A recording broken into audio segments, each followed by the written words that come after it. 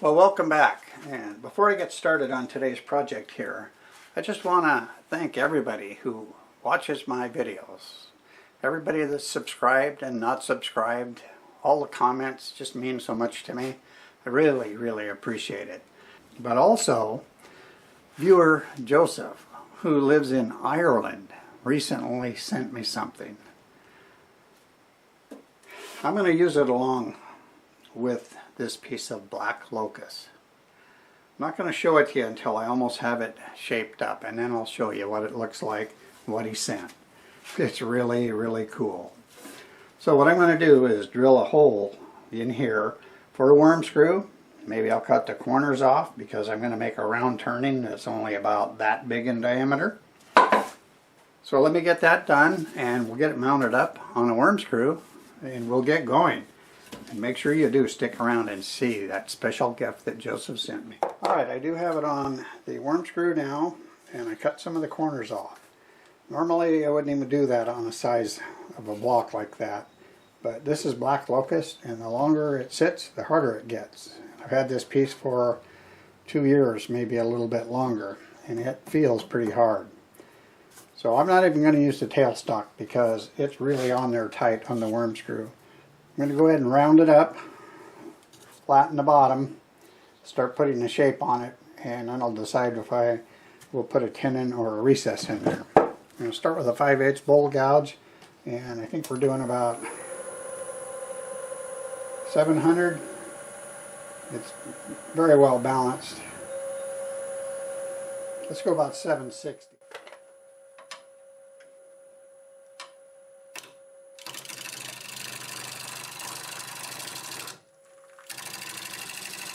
Yes, it is hard and dry.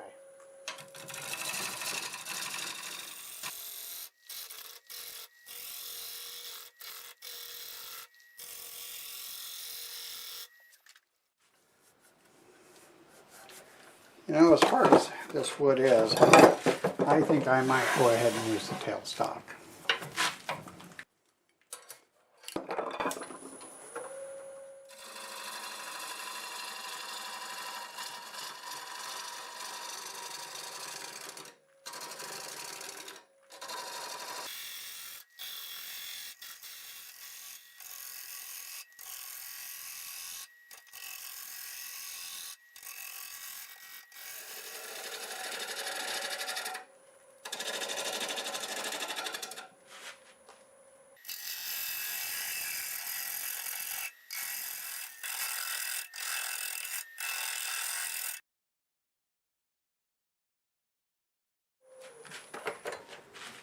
Oh yeah,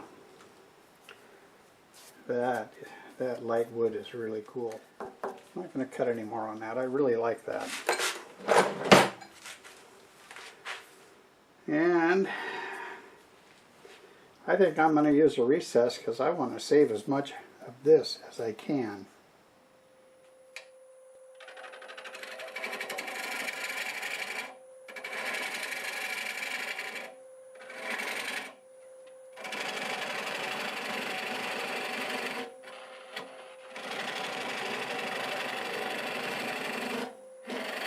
Leave that for now and finish doing some shaping up here.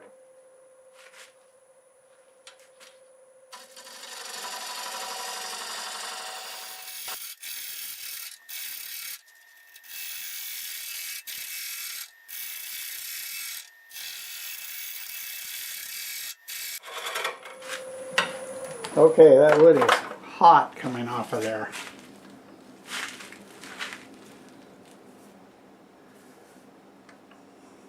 It'd be nice to leave that as well.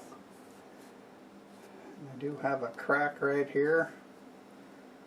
Looks like it might want to give me some trouble.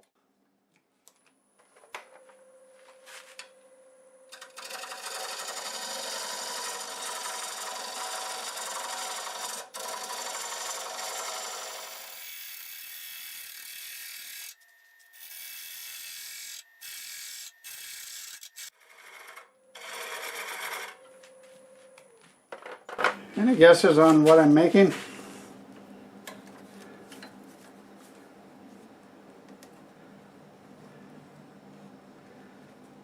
making my way into a pretty good sized crack, but I don't see it coming through up here.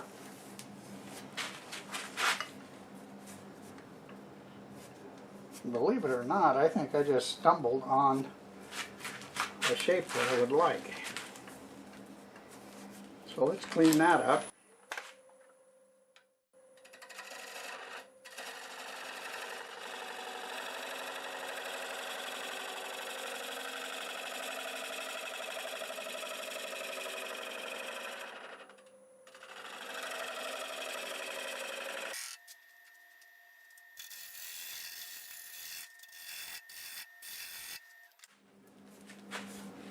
I do like that.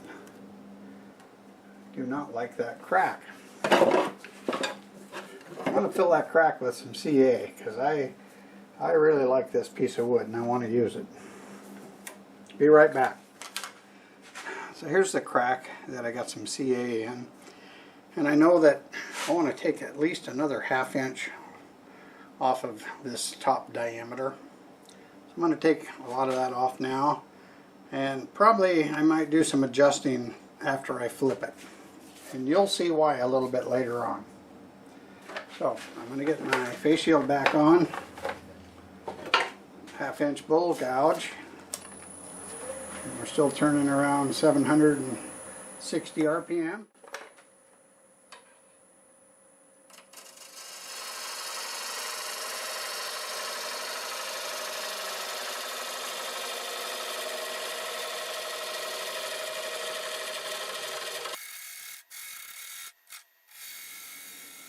That's pretty smooth. I left this pretty smooth. Let's use the negative rake scraper and get rid of that CA glue.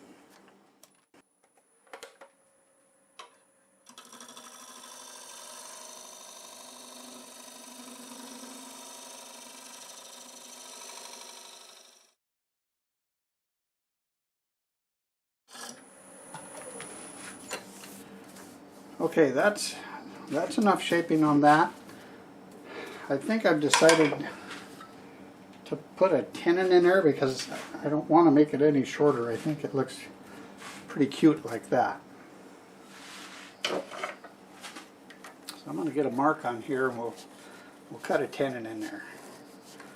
And if anything's going to be strong enough for that, it'll be Black Locust. So I'll go ahead and cut that nub off.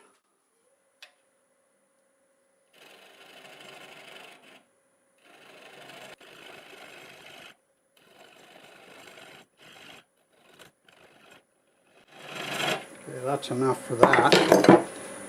I'm going to use my parting tool to find the outside diameter of this.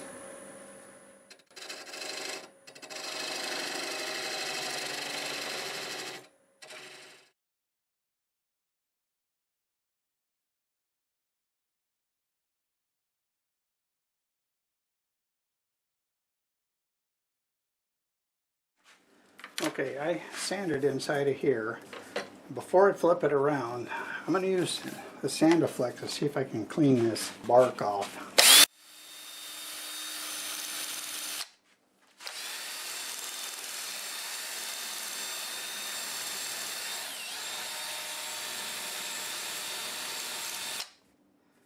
Well, it's sanding it. It's coming off. There's one other thing that I've used for, I use it a lot for metal, but if you don't have a Sandiflex, one of these, it's a nylon bristle wheel.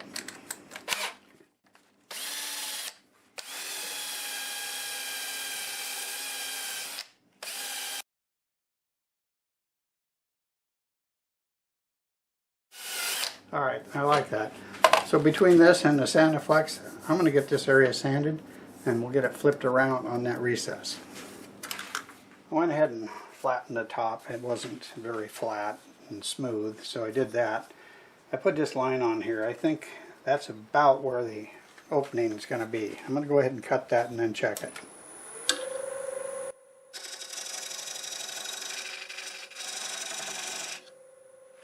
Alright, I marked some circles up here that I think I'll be using, and I want to blend this to that outside one there. So we're going to go ahead and do that, and then we will start hollowing it.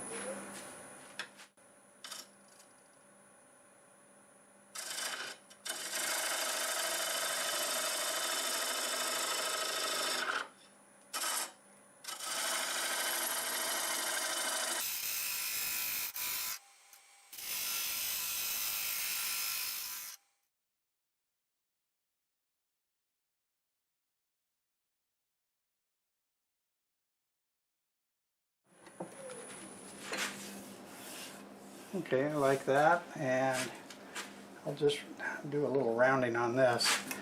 Go ahead and clean it up with a negative rake scraper, and actually I think it'll cut pretty good.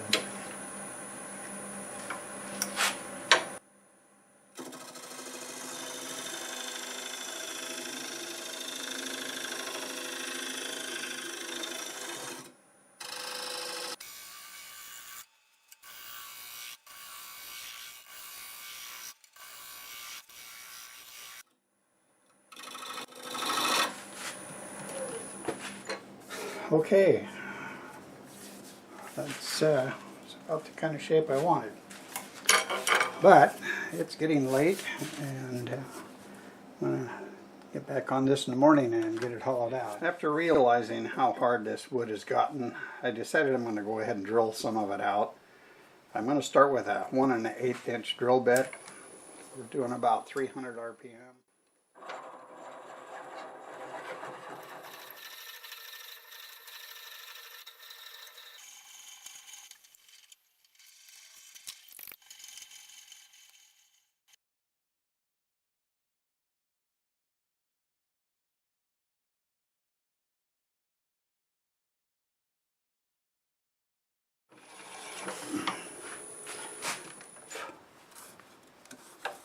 Alright, that's far enough. Alright, it's time to hollow it out, and it's really hard to show you much of that, but I'll show as much as I can. I'm going to use my Carbide hollowing tools. It's somewhere around a 1/2 inch tip. I'll be turning in reverse to start with because this is hard to do, but I can go this direction and cut it fairly easy. I also have to watch out that I have that big flat spot over here, that I don't just try to make a even wall here and come down and have a big hole in it. This won't work with a big hole in it. Let's go ahead and get started on this. I'll get the camera set up again so you can see that flat spot if you don't remember what it looked like. So we're going to be turning in reverse and about 700 RPM.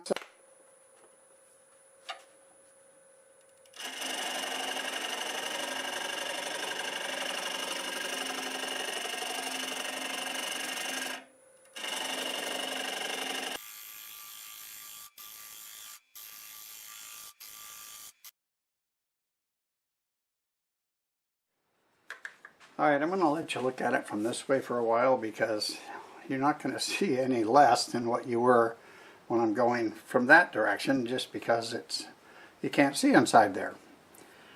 Here's the flat spot that I'm talking about. I just turned down to about where that starts. I'm going to finish getting the wall right here, and then we'll carefully cut the other part away to avoid having a window in there. So the same thing, I'm going to be turning in reverse, and I'm going to just stick with 700 RPM. Well, let's turn some more and we'll get through this, I hope.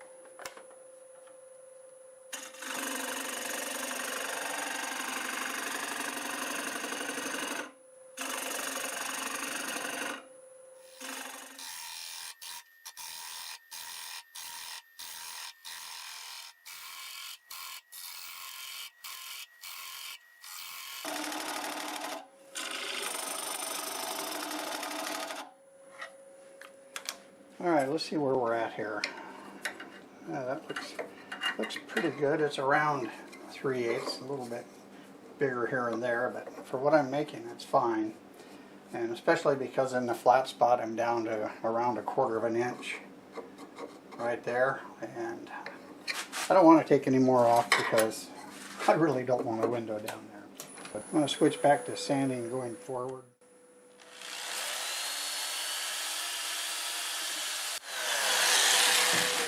Alright, that's doing just what I want. Also, where I had a flat spot here that needs cleaned up, and I also want to round that over until it hits this little ledge right there.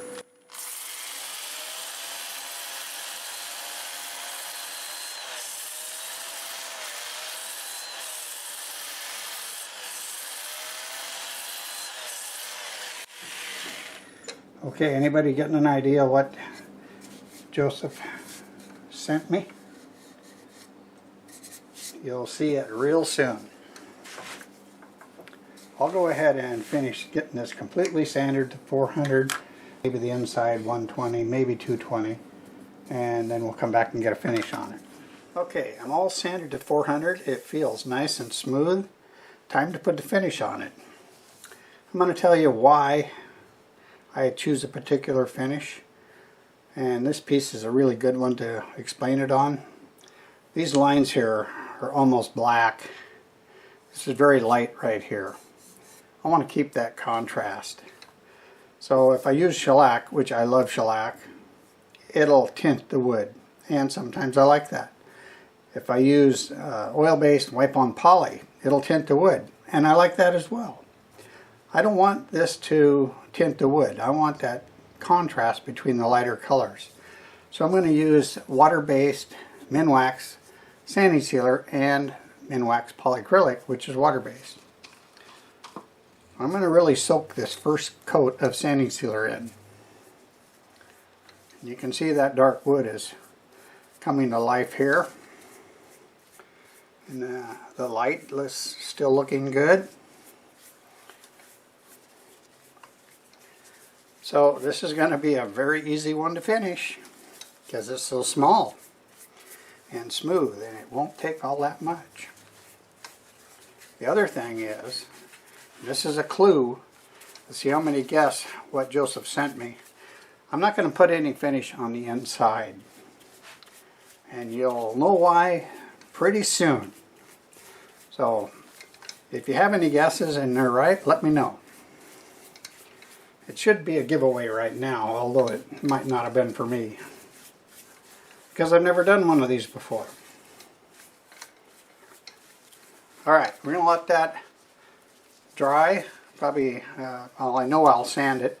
Maybe I'll put another coat of the sanding sealer on, but it's going to go quite well, and I'll see you when we're all finished, because putting the polycrylic on is going to look like this.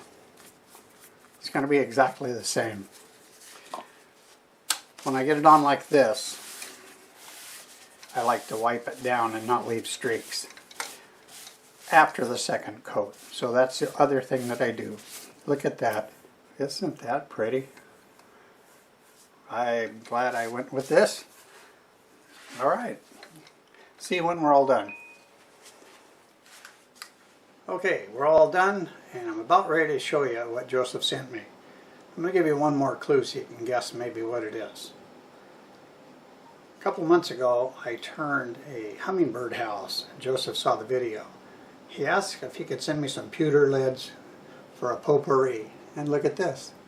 There's some hummingbirds. They're so cute. We love hummingbirds. We probably have 6 feeders or more around the place. Really a special gift. So this is not a very complicated shape. It's kind of a simple one. The wood was extremely hard because Black Locust gets hard when it sits. It's about 5.5 inches in diameter and 3 inches tall. And I didn't put any finish on the inside because I wanted to absorb the odor of the potpourri. But I used Minwax water-based sanding sealer and Minwax Polycrylic on it. Then I used the Acks abrasive paste and polish. If you could feel that, it feels like a marble. I used the recess on the bottom just to keep the height. So like I say, it's kind of a simple turning, but it meant a lot to me. mostly because of this gift. I was kind of thinking, and not to show this turning so much, but if you could share this video, other people would see that there is some kindness in this world, and we just have to be aware of it. And thank you very much, Joseph, for being so kind to send me 2 of these lids. I really appreciate it. I hope you enjoyed the video. Well, if you made it this far, I really appreciate it. And hopefully it means that you liked it. If you did like it, click that like button, give it a thumbs up. Also, leave a comment as well. As always, many thanks to all my subscribers. And if you're not, and you like what you saw, consider doing so. Thanks again, and until the next time, see you later.